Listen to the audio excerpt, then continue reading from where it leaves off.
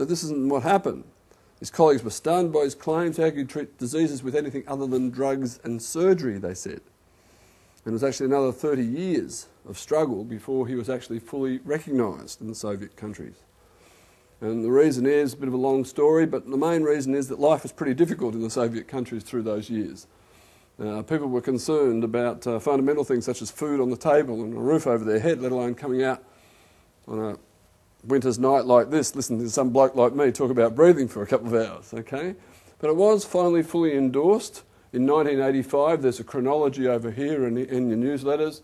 1985 was the first endorsement under ministerial order of the Buteyko method as the first line of treatment for people with these respiratory conditions. So towards the end of the 80s, in 1990 actually, a couple of Buteyko's colleagues decided they wanted to get the method out to the Western world. And the first country they chose to come to was Australia.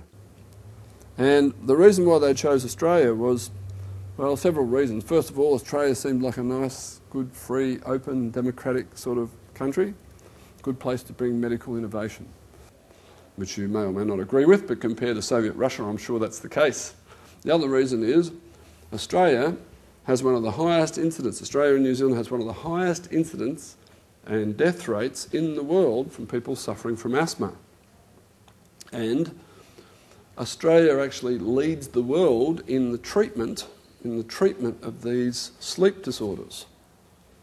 So a gentleman by the name of Alexander Stelmatsky, the author of this dark blue covered book here, he's written another one on sleep and insomnia.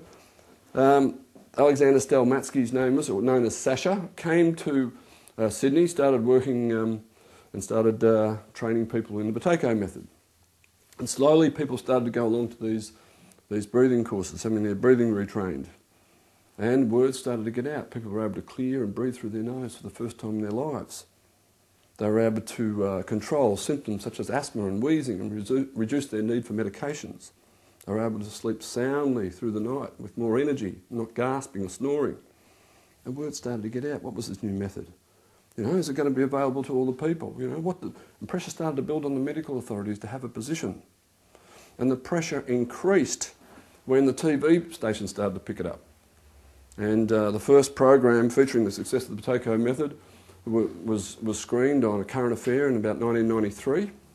And in the first 2 years that Sasha the Russian worked in Australia, it's estimated he taught between 1,000 and 2,000 people. And there were no less than 11 different TV programs featuring the success of the Buteyko method. You may be surprised to learn that since the early 90s, there's now been over 45 TV programs screened on Australian television featuring the success of the Buteyko method. Has anyone ever seen it on telly? Yeah, there was one this year on What's Good For You, that program on Channel 9. And there wasn't much last year, but there was about 5 the year before, mainly on snoring and sleep apnea. A lot of the original ones were on asthma.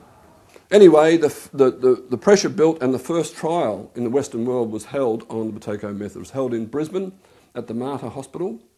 It was done with asthmatics initially. 40 people were chosen. The average length of time that they had asthma was 19 years, so these people were serious asthmatics. They were divided into 2 groups of 20. One group did the standard Buteyko course with Sasha the Russian, 5 sessions over 5 days of roughly 90 minutes, very similar sort of structure that we still use today.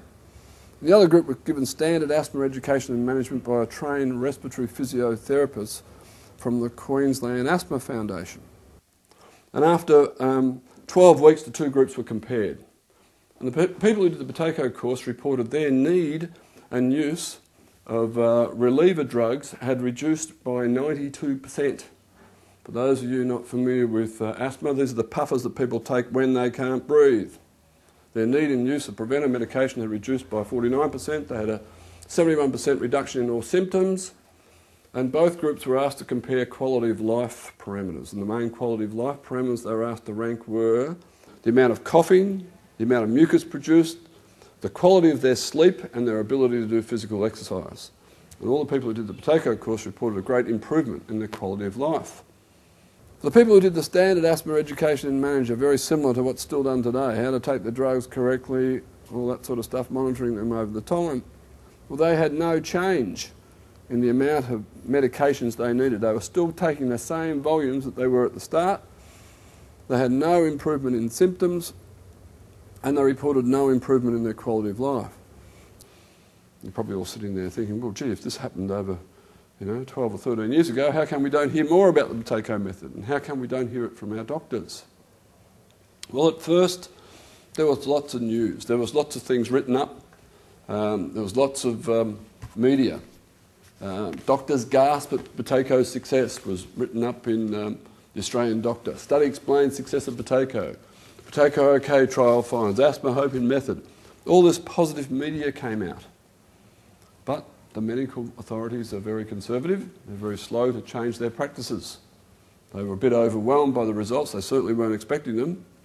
And Charles Mitchell, who headed the study, said, look, I think we should do more research before I start recommending a change in the way that we manage these conditions. Fair enough. So the call went out for more research, bigger trials and so forth. And the sad fact is it's now 2007 and there hasn't been hardly any other medical research done in Australia. Virtually none, in order to change people's minds. And I don't know whether you know much about medical research, and the reason why this may have happened is because medical research tends to be an expensive and competitive business. Lots of people would like access to very few funds. And the funding for medical research tends to come from the companies involved in the current forms of treatment. So you're not going to get a pharmaceutical company investing in medical research to prove that you don't need as much of their medications. Similarly, in the area of sleep apnea and snoring, you're not going to get a company investing in medical research to prove that you don't need their expensive machines for the rest of your life. They're not in that business, really, are they? But when you look at the cost of the health budget in Australia, let alone the cost on people's lives and the absolute scandal that people actually still lose their lives because of asthma in Australia, why the government hasn't stepped in and done more completely defeats us. But then again, you won't be surprised to hear that we live in a world that's not that perfect, and our health system isn't that perfect. But that's the bad news. There is some good news, and the good news is there has been a large clinical trial held not in Australia but in the UK, and it features this lady by the name of Jill McGowan. She was a Scottish nurse who specialised in these respiratory conditions. She suffered with asthma herself. She used to take the nebuliser 3 or 4 times a day. She was one of the first prescribing nurses in England, sort of halfway between a doctor and a nurse, treating people with these conditions.